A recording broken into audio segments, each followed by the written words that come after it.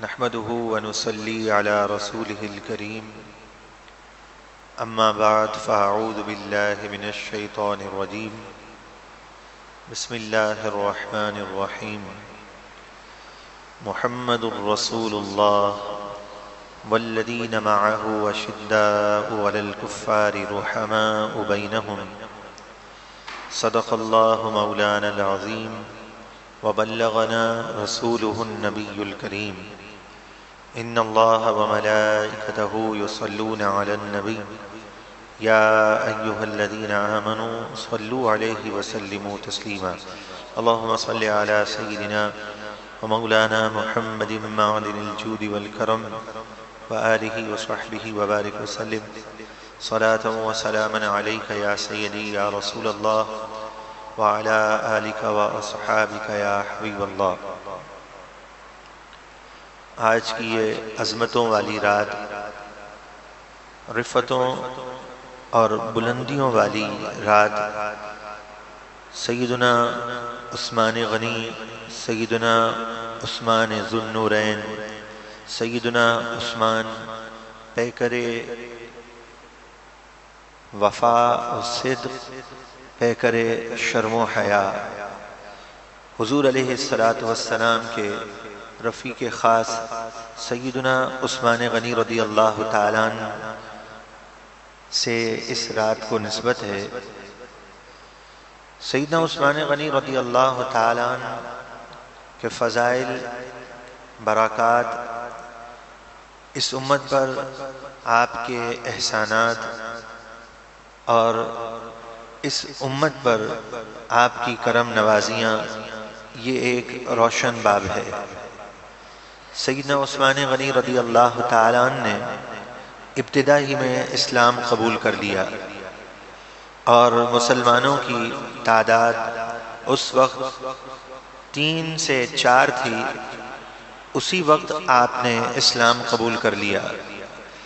سیدنا عثمان غنی رضی اللہ تعالیٰ عنہ کو اللہ تبارک و تعالی نے بہت سی خوبیوں سے نوازا تھا، اور ان تمام خوبیوں میں ایک خاص خوبی جو سیدنا عثمان غنی رضی اللہ تعالیٰ عنہ کے ساتھ خاص ہے، وہ یہ ہے کہ حضور علیہ السلام سے تمام صحابہ علیہم رضوان نے فیض حاصل کیا، اور تمام صحابہ شرم و حیا کے پیکر تھے۔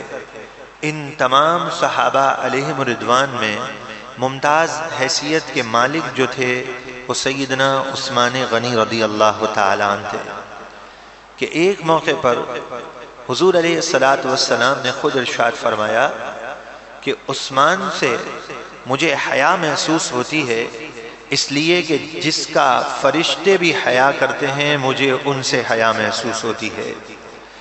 سیدنا عثمان غنی رضی اللہ تعالیٰ عنہ نے حضور علیہ السلام کے قلب انور کو جس طرح راضی کیا اور جس طرح خوش کیا، اس کی نظیر نہیں ملتی ہے۔ اور سیدنا عثمان غنی رضی اللہ تعالیٰ عنہ کا خزانہ جو مشہور ہے، اس خزانے کے مالک سیدنا عثمان غنی رضی اللہ تعالیٰ عنہ کا کردار کیا تھا۔ اتنے عظیم خزانے کے آپ مالک تھے، اتنا عظیم خزانہ آپ کے پاس موجود تھا، اور رات کے وقت قرآن کی تلاوت آپ کا معمول، اور قرآن کی تلاوت کرتے تو زار و قطار آنکھوں سے آنسو جاری ہو جاتے تھے۔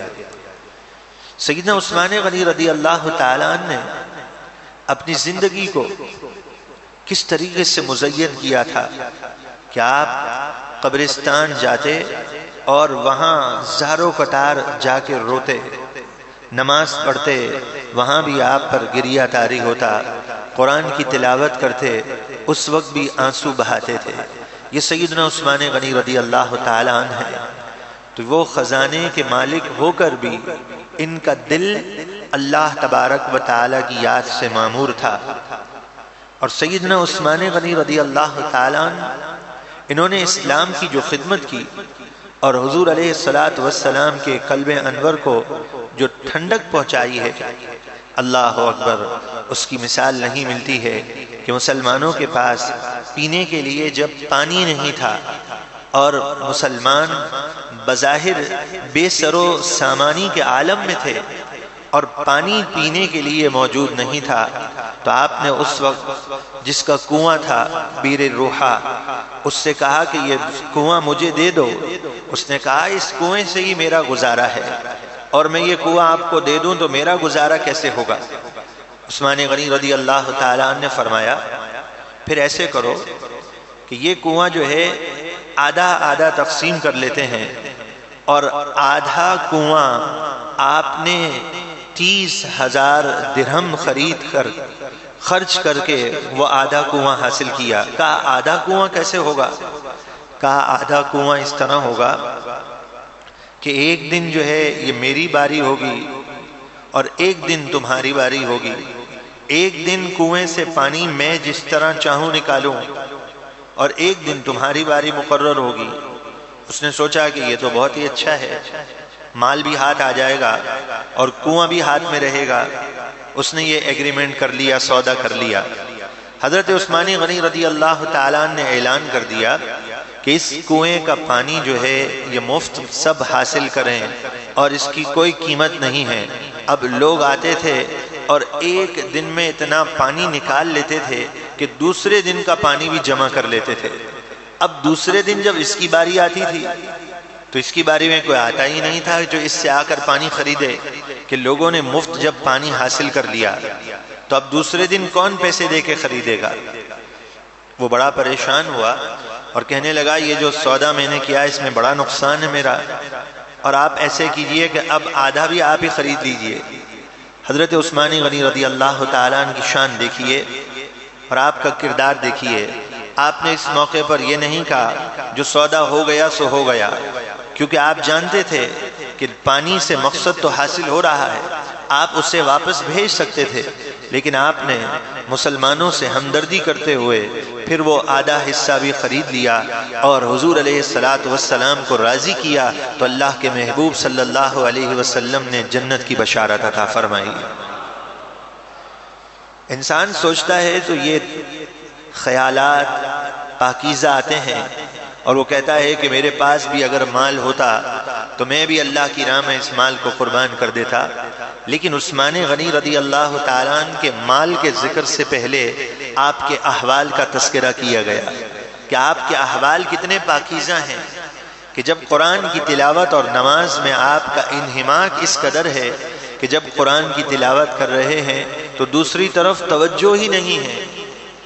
اور آج ہم جب دعا کرتے ہیں عثمان غنی کا خزانہ ہمارے ہاتھ آئے تو زور سے آمین تو کہتے ہیں، اور ہمارے معاملات کیا ہوتے ہیں کہ سود کا لین دین، معاذ اللہ، نعوذ باللہ، لوگوں سے مس ایگریمنٹ کرنا، انہیں دھوکہ دینا، وقت پر ان کو جواب نہیں دینا، کاروبار میں لوگوں کو اذیتیں دینا اور کہنا کچھ اور کرنا کچھ، اور ایک سودا ہونے والا ہو تو نہ جانے کتنی مرتبہ نماز ہی بھول جاتی ہے، اور ایک سودے میں اگر نقصان ہوا ہو تو پتہ نہیں کتنے روز تک نماز میں دل ہی نہیں لگتا، اور پھر ہم یہ کہتے ہیں کہ مجھے عثمان غنی کا خزانہ مل جائے۔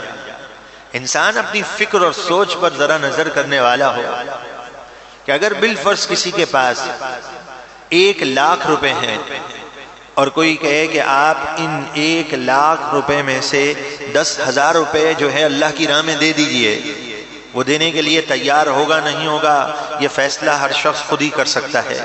تو عثمان غنی رضی اللہ تعالیٰ عنہ کا عظیم خزانے کا ذکر سن کے پاکیزگی تصور میں انسان ڈوب جاتا ہے کہ میرے پاس ہوتا تو میں خرچ کر دیتا، اور اس نے کتنے موقع پر کتنا مال خرچ کیا ہے وہ ہر شخص خود ہی جانتا ہے۔ تو انسان کو چاہیے کہ حقیقت سے قریب آ جائے اور اپنے احوال پہ غور کرنے والا ہو۔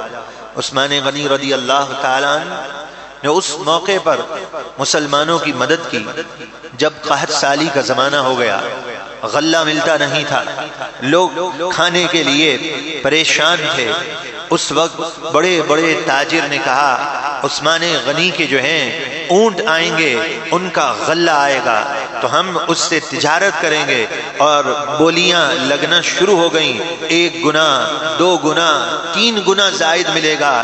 لوگ بولیاں بڑھاتے جا رہے ہیں، اور عثمان غنی یہ فرماتے ہیں کہ میں نے اپنا مال تو وہاں پر فروخت کر دیا ہے جہاں مجھے 10 گنا اور 70 گنا زیادہ ملے گا۔ میں نے یہ سارے کا سارا مال اللہ کی راہ میں خرچ کرنے کے لیے اپنے رب سے میں نے سودا کر لیا ہے۔ یہ عثمان غنی رضی اللہ تعالیٰ عنہ ہے۔ سیدنا عثمان غنی رضی اللہ تعالیٰ عنہ نے اسلام کی جو خدمت کی ہے، اور حضور علیہ السلام نے جو عثمان غنی کو نوازا ہے، یہ بات یاد رکھیے، جس صحابی رسول کا ذکر ہو، جس اللہ کے مقبول کا تذکرہ ہو، تو در حقیقت یہ نسبت رسول اللہ کی ہوتی ہے، کہ رسول اللہ سے نسبت اور تعلق کی بنا پر اسے یہ مرتبہ اور مقام ملتا ہے۔ رسول اللہ صلی اللہ تعالی علیہ وسلم کا تعلق ہوتا ہے کہ آقا کریم صلی اللہ تعالی علیہ وسلم نے اپنی زندگی میں یہ درس دیا کہ میرے پاس اگر ہے تو میں اللہ کی راہ میں دیتا ہوں، اور میں اپنے آپ کو ترجیح نہیں دیتا، دوسروں کو ترجیح دیتا ہوں۔ صحابہ علیہم رضوان نے جب یہ دیکھا کہ حضور علیہ السلام جو ہیں جو ہوتا ہے اسے اللہ کی راہ میں دے دیتے ہیں، ڈھیر لگا دیے گئے محبوب علیہ السلام کے پاس، صبح سے تقسیم کرنا شروع کیا، شام ہوئی سب کا سب جو ہے آپ نے اللہ کی راہ میں دے دیا۔ تو عثمان غنی دیکھ رہے تھے تربیت رسول اللہ کی تھی۔ تو جسے بھی فیض ملتا ہے، صحابی رسول ہوں یا اللہ کے پیارے ہوں، یہ نسبت اور تعلق رسول اللہ سے ہے۔ تو رسول اللہ صلی اللہ تعالی علیہ وسلم کے ایک ایک صحابی کا ذکر سنتے ہیں۔ عاشق رسول علامہ خادم حسین رضوی دامت برکاتہم العالیہ نے بڑی پیاری بات کہی۔ آپ فرماتے ہیں کہ اگر کسی ایک صحابی کا ذکر اور تذکرہ سنتے ہیں تو ایسے محسوس ہوتا ہے کہ بس کائنات میں اگر کوئی شخصیت ہے تو یہی صحابی رسول ہیں۔ پھر اس کے بعد جب دوسرے صحابی کا ذکر سنتے ہیں تو پھر دل یہ کہتا ہے کہ اگر کائنات میں کوئی شخصیت ہے تو یہی صحابی رسول ہیں۔ یہ در حقیقت رسول اللہ کی نظر کا اثر ہے۔ میرے محبوب نے جس پر نظر کر دی اس کا مرتبہ اور مقام بلند و بالا ہو گیا۔ سیدنا عثمان نعرہ رسالت،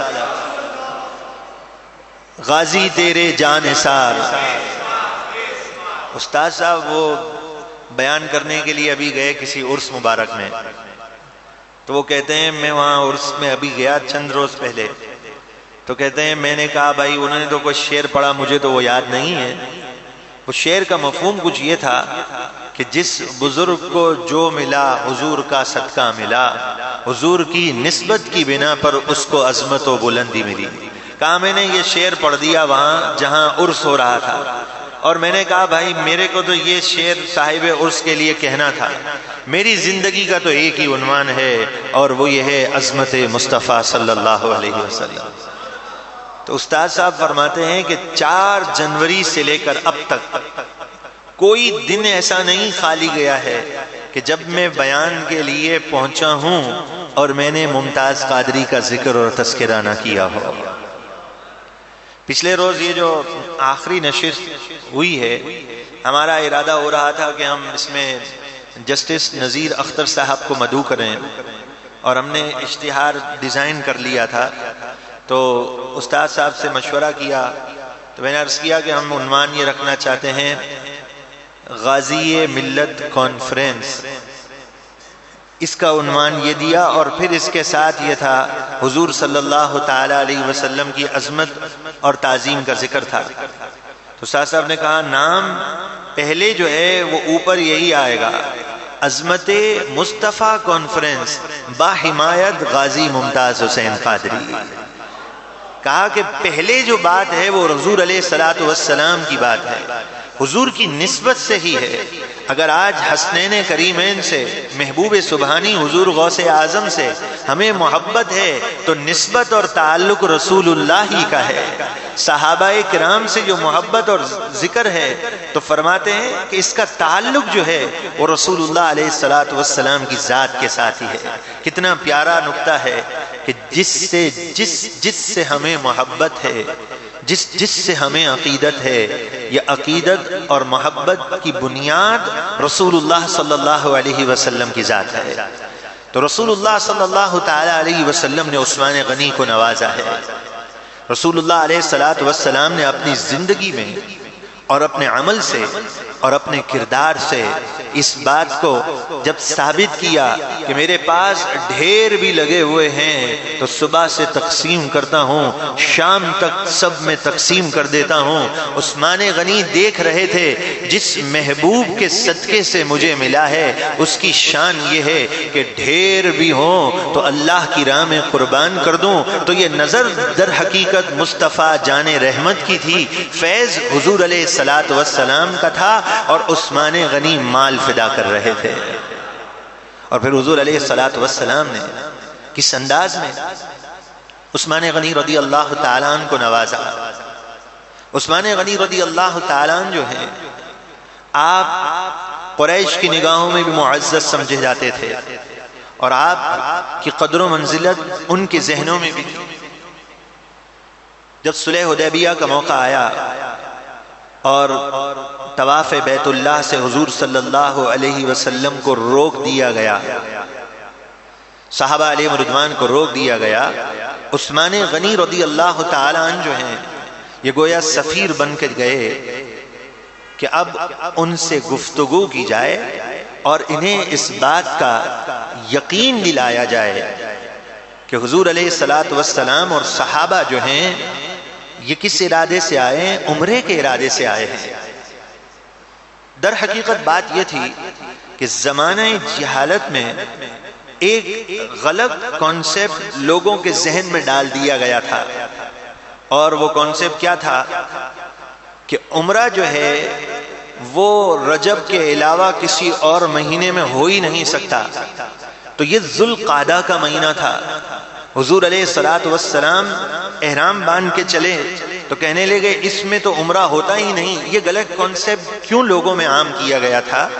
اس لیے کہ انہوں نے یہ سوچا کہ اگر ذوالقعدہ میں لوگ عمرے کے لیے آ جائیں گے اور حج کر کے جائیں گے تو پھر خاص کر عمرے کے لیے کوئی نہیں آئے گا، اور جب خاص لوگ عمرے کے لیے نہیں آئیں گے تو ہماری آمدنی اور جو دوسرے فوائد ہیں ہمیں وہ حاصل نہیں ہوں گے۔ تو اس بنا پر انہوں نے یہ غلط کانسیپٹ اور غلط نظریات جو ہیں اپنے ذہن میں راسخ کر لیے تھے۔ حضرت عثمان غنی رضی اللہ تعالیٰ نے انہیں مطمئن کر دیا۔ حضور علیہ السلام عمرے کے لیے تشریف لائے ہیں اور کوئی ان کا مقصد نہیں ہے۔ جب مطمئن ہو گئے تو کہنے لگے ہماری ضد اور انا کی بات سمجھ لیجئے، اس سال ہم عمرہ نہیں کرنے دیں گے۔ اور یہاں پر کیا کہا کہ بیت اللہ سامنے ہے، اللہ کا گھر سامنے ہے، اگر آپ چاہتے ہیں عمرہ کر لیجئے، طواف کر لیجئے، سعی کر لیجئے، اللہ تبارک و تعالی کا گھر سامنے ہے، آپ عمرہ کر لیں۔ یہاں بعض ایسے حضرات تھے جن کے ذہن میں یہ بات آئی کہ دیکھو عثمان تو کتنے نصیب والے ہیں، مذاکرات کرنے کے لیے گئے ہیں، بیت اللہ شریف سامنے ہیں اور اللہ کے گھر کا طواف کر کے واپس لوٹیں گے۔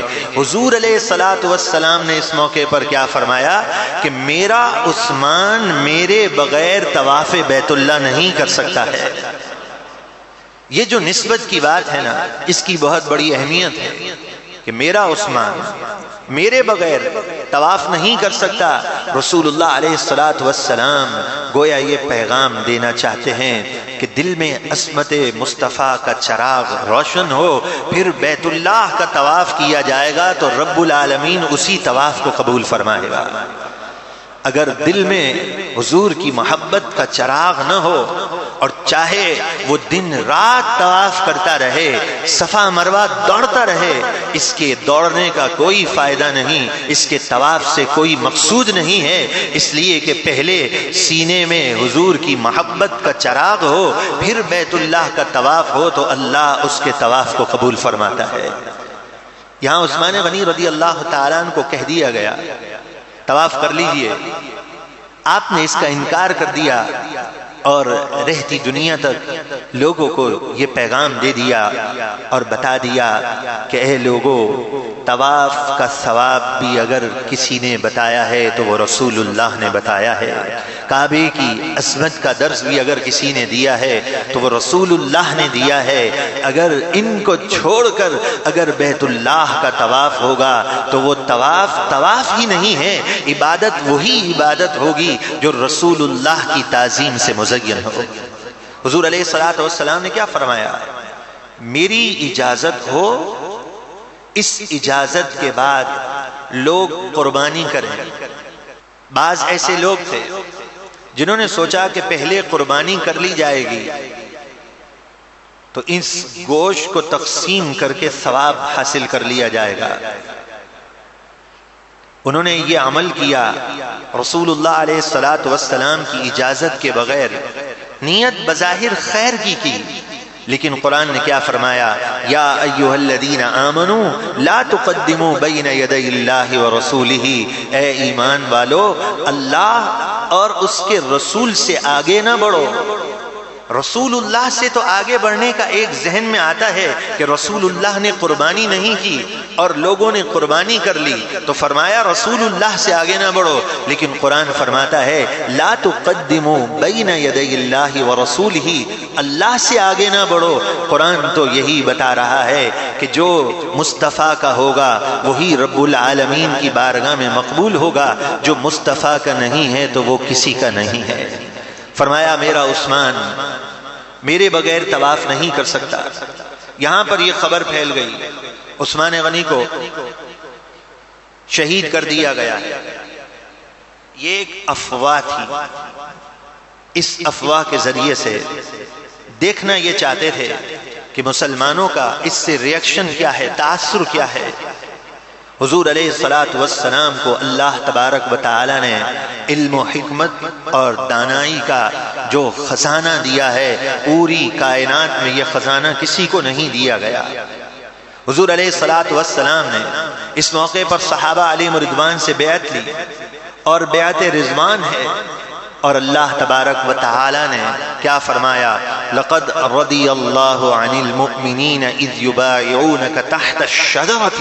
عثمان غنی آپ کی عظمتوں کے قربان ہو کہ اللہ تبارک و تعالی کے محبوب بیعت لے رہے ہیں، آپ کے نام کی بیعت لے رہے ہیں، اور رب العالمین اعلان کر رہا ہے جو یہ بیعت کر رہے ہیں اللہ ان سب سے راضی ہو گیا ہے۔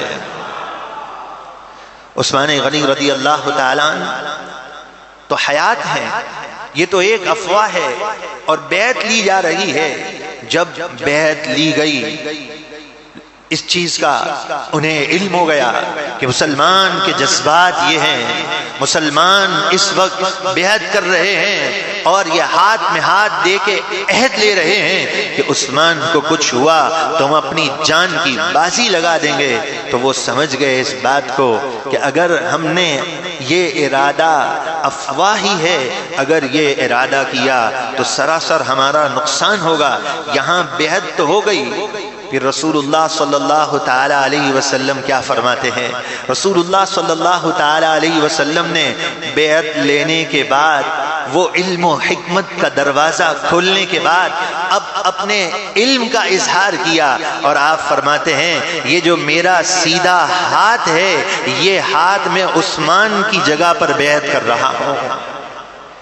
عثمان غنی رضی اللہ تعالیٰ عنہ وہ شخصیت ہیں کہ رسول اللہ علیہ الصلوۃ والسلام نے اپنے ہاتھ کو عثمان کا ہاتھ قرار دیا، تو جو عثمان غنی کا ہو جائے گا رسول اللہ اس کے ہو جائیں گے، اور جو رسول اللہ کا ہو جائے گا وہ اللہ کا پیارا ہو جائے گا۔ اللہ اکبر، یا رسول اللہ، یا رسول اللہ، یا غوث اعظم۔ سیدنا عثمان غنی رضی اللہ تعالی عنہ کی بنا پر کیا فرمایا کہ یہ جو بیعت کر رہے ہیں، یہ بیعت اے محبوب آپ کے ہاتھ پہ نہیں، یہ اللہ کے ہاتھ پہ بیعت کر رہے ہیں۔ اللہ اکبر۔ اس سے یہ پتہ چلا، قرآن تو یہ بتاتا ہے کہ جو رسول اللہ کا ہوگا وہی اللہ کا پیارا ہوگا، اور جس کا تعلق رسول اللہ سے ہو جائے گا، یہ تعلق اور نسبت ہی کی تو بات ہے۔ رسول اللہ علیہ السلام کی زندگی، اسلام کے اہم واقعات یہ نسبت اور تعلق ہی کو تو بیان کرتے ہیں، اور نسبت اور تعلق اور ادب کو اسلام میں بہت بڑی اہمیت حاصل ہے۔ یہی تو نسبت ہے۔ یا رسول اللہ یہ قربانی کیا ہے؟ فرمایا یہ ابراہیم خلیل اللہ کی سنت ہے، ان کی ادا کو ادا کرنے کا نام ہے۔ یہ رمل کرنا کیا ہے؟ اکڑ کے چلنا، بیت اللہ میں اکڑ کے چلنا، اللہ کے گھر میں۔ فرمایا وَلَا تَمْشِ فِي الْأَرْضِ مَرَحًا إِنَّكَ لَن تَخْرِقَ الْأَرْضَ وَلَن تَبْلُغَ الْجِبَالَ طُولًا۔ بیت اللہ تو دور کی بات ہے، زمین کے کسی خطے اور کونے میں۔ فرمایا کبھی اکڑ کے نہ چلنا، اے اکڑ کے چلنے والے، إِنَّكَ لَن تَخْرِقَ الْأَرْضَ، کیا تو اکڑ کے چل کے زمین کو پھاڑ دے گا؟ وَلَن تَبْلُغَ الْجِبَالَ طُولًا، اور کیا تو بلندی میں پہاڑ کو پہنچے گا؟ فرمایا نہیں، کبھی اکڑ کے مت چلنا، اس لیے کہ کبریائی وَلَهُ الْكِبْرِيَاءُ فِي السَّمَاوَاتِ وَالْأَرْضِ، کبریائی صرف اسی ذات کے لیے ہے جس کے لیے آسمان اور زمین بنائے گئے ہیں۔ اکڑ کے چلنا پسند نہیں ہے۔ بیت اللہ میں انوار اور تجلیات جہاں برس رہی ہیں، طواف بیت اللہ احرام کی حالت سے بندہ اکڑ کے چلے گا تو اسے اجر و ثواب کے پیمانے دیے جائیں گے۔ رب خالق کائنات بتا رہا ہے میرے پیاروں کی ادا کو ادا کر لو گے تو اجر و ثواب کے پیمانے بھر کے دیے جائیں گے، اور اگر میرے پیاروں کے طریقوں سے ہٹ جاؤ گے تو چاہے تم خیر کا کام کرنے والے ہوگے، تمہاری گرفت کر لی جائے گی، تمہارے پکڑ کر لی جائے گی۔ قرآن اور حدیث کو اگر سمجھتے تو معلوم ہوتا کہ اللہ کے پیاروں کی کیا شانیں ہیں، اور ان کے دامن سے وابستہ ہونے ہی میں نجات ہے، اور انسان بار بار یہی التجا اور دعا کرتا ہے کہ صراط الذین انعمت علیہم۔ تو قرآن مجید فرقان حمید میں ارشاد فرمایا ان الذین یبایعونک، وہ لوگ جنہوں نے بیعت کی، اس کا ذکر کہیں فرمایا کہ یہ اللہ سے بیعت کرنے والے ہیں، کہیں ارشاد فرمایا اللہ ان سے راضی ہو گیا ہے۔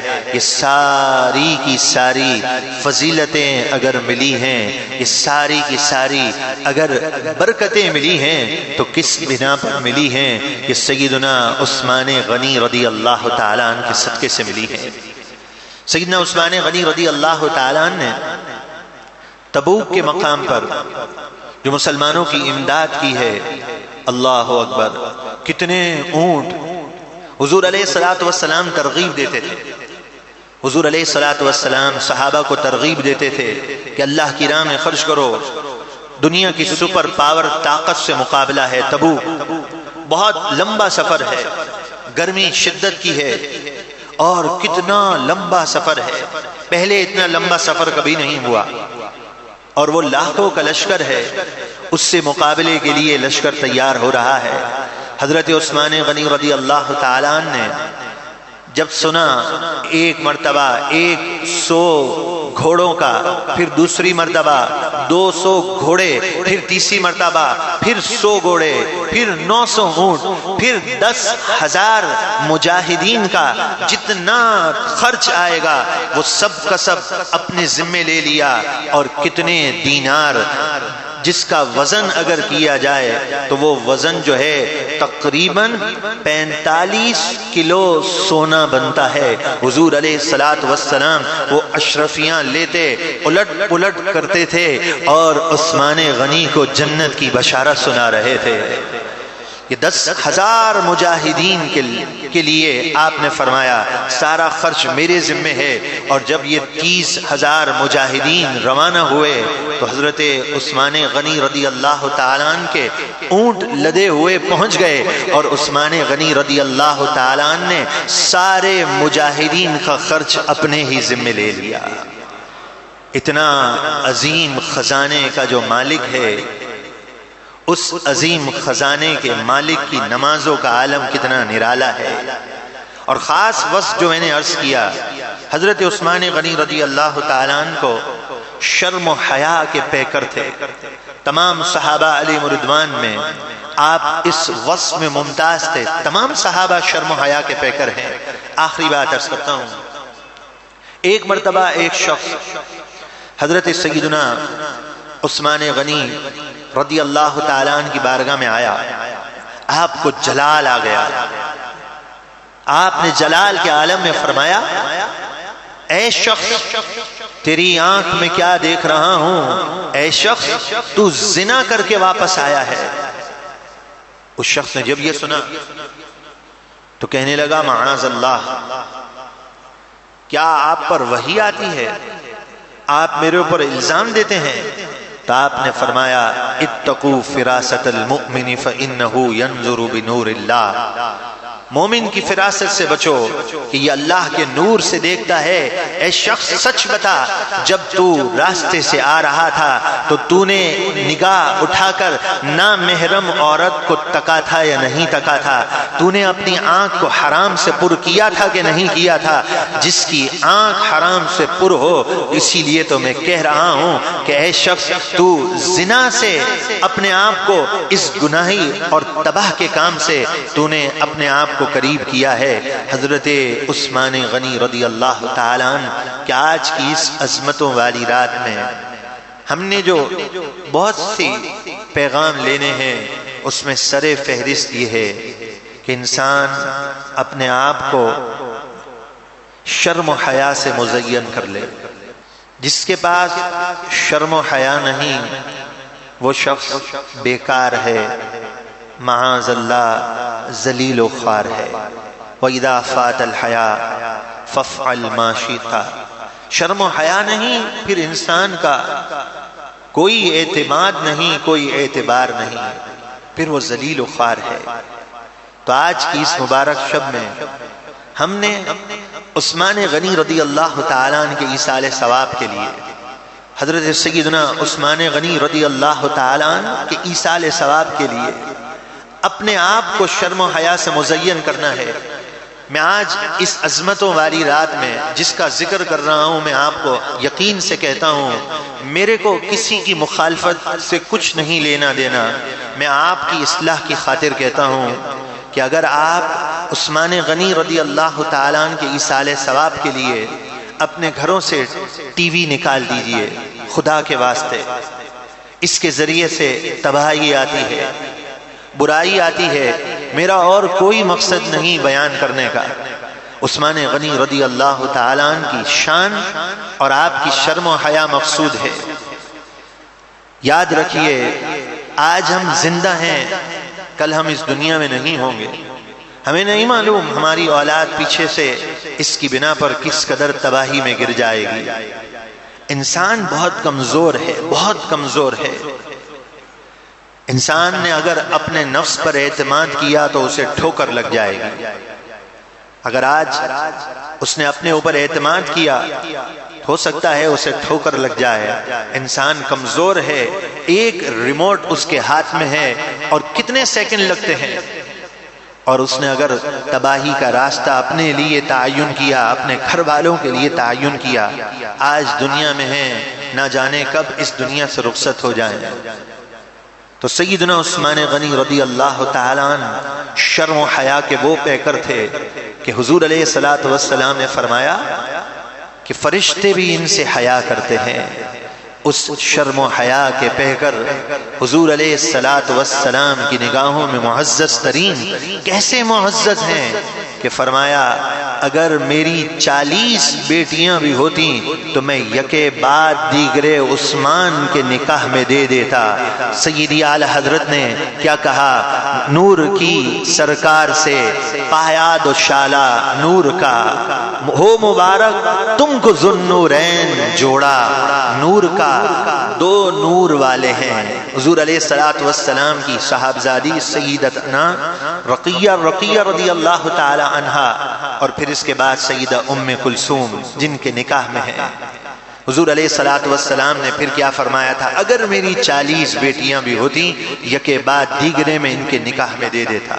ان کی رات کی نسبت کی بنا پر شرم و حیا سے مزین ہونے کا ارادہ کر لیجئے، جتنا ہو اپنے نگاہوں کی حفاظت کریں۔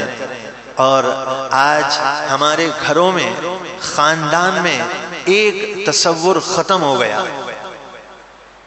ہو سکتا ہے کوئی ایسا گدڑی کا لال ہو، مجھے اس کا علم نہیں، جس کے گھر میں شرعی پردہ ہوتا ہو۔ آج پردے، شرم و حیا کا رواج ختم ہو گیا۔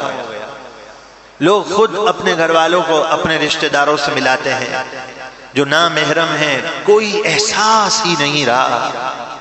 آج احساس تک ہمارے دلوں سے جاتا رہا۔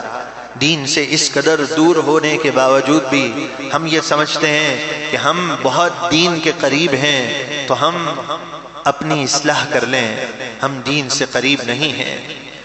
سیدہ فاطمہ الزہرا کے جواب کو رسول اللہ نے پسند کیا تھا کہ عورت کی خوبی یہی ہے، میرے آقا کریم کو وہی پسند ہے، وہ عورت اسی کو کہتے ہیں جس کو کوئی نامحرم نہ دیکھ سکے، اور وہ عورت بھی کسی نامحرم کو نہ دیکھے۔ نامحرم سے دیکھنے سے وہ پرہیز کرے، اور وہ خود بھی بچنے والی ہو، نہ اس کو کوئی دیکھ سکے نہ وہ کسی کو دیکھے۔ اس جواب کو فاطمہ الزہرا نے دیا اور رسول اللہ نے پسند کیا ہے۔ شرم و حیا، فرمایا الحیا هو الایمان کلہ، حیا ہی تو سب کا سب ایمان ہے، ادب کی ہی تو منزلیں ہیں۔ تو آئیے عثمان غنی رضی اللہ تعالی عنہ کی ایصال ثواب کے لیے شرعی پردے کی نیت کرتے ہوئے اپنے گھر کو، اپنے باطن کو، اپنے ظاہر کو ہم شرم و حیا سے مزین کر لیں۔ اور میسیجز کے ذریعے آپ کم از کم یہ پیغام تو دے دیجئے لوگوں کو کہ کل کا عظمتوں والا دن ہے، عثمان غنی رضی اللہ تعالی عنہ کے ایصال ثواب کے لیے روزہ رکھیے۔ اتنی عظیم دن ہے کہ آپ کی جب شہادت ہوئی اس وقت آپ قرآن کی تلاوت کر رہے تھے، 40 دن تک آپ پر پانی بند کر دیا گیا لیکن صبر و رضا کے پہ کر رہے۔ عظیم وہ شخصیت جس نے مسلمانوں کو کنواں خرید کر دیا، پھر کیا حالات ہوئے، اور اسلام کو نقصان پہنچانے والوں نے کہاں سے کہاں حالات بدل کے پہنچا دیے کہ آپ پر پانی بند ہو گیا، لیکن اس وقت بھی آپ قرآن کی تلاوت ہی کر رہے تھے، اور جب آپ کی شہادت ہوئی اس وقت بھی آپ قرآن کی تلاوت میں مصروف تھے۔ اس ہستی پاک کا آج جو ہے یہ نسبتوں والی رات ہے، اور کل اس ہستی پاک کا دن ہے۔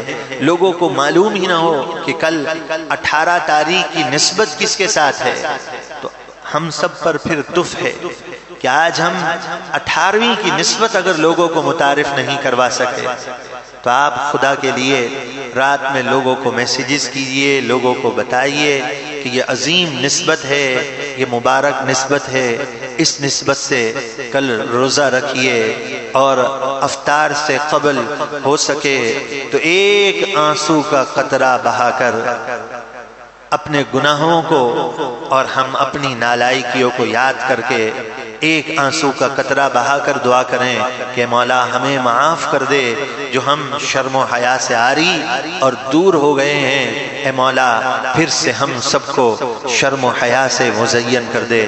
اللہ تبارک و تعالی ہم تمام کا حامی، ناصر اور مددگار ہو۔ اللہ تبارک و تعالی ہم سب کو عمل کی نعمت عطا فرمائے۔ وما علینا الا البلاغ المبین۔